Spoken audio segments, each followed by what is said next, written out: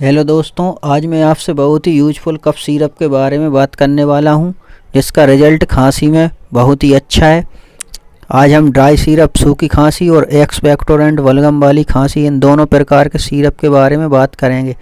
नमस्कार दोस्तों, मैं हूं गिरजेश साक्य और आप देख रहे हैं medicine health tips.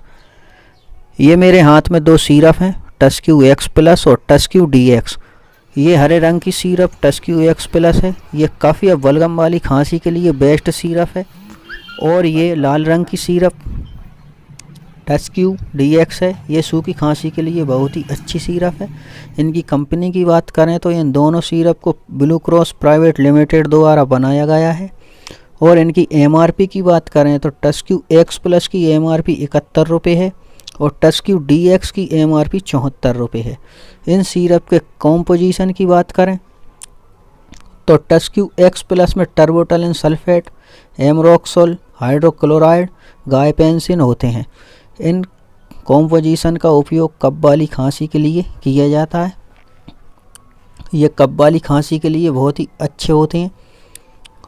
टस्क्यू D x में डेक्स्ट्रोमेथोर्फेन, क्लोरफेनिरामाइन, फेनिलेफ्रेन हाइड्रोक्लोराइड होते हैं।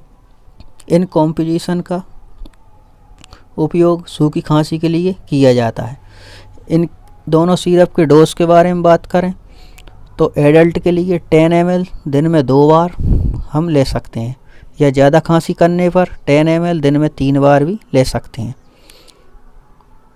इसके साइड इफ़ेक्ट के बारे में बात करें तो इनके कोई विशेष साइड इफ़ेक्ट नहीं होते, जो नॉर्मल सभी दवाइयों के साइड इफ़ेक्ट होते हैं, जैसे पेट में गैस बनना, कब्ज, पेट दर्द, उल्टी, चक्कर या ओवरडोज लेने से हाथ पैरों में कपकपी या घबराहट भी होने लगती है। दवा लेने से पहले अपने डॉक्टर से संपर्क जरूर कर लें। वैसे भी बिना डॉक्टर की एडवाइस से किसी भी प्रकार की मेडिसिन नहीं लेनी चाहिए।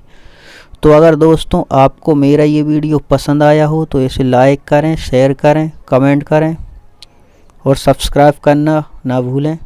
Thanks for watching video.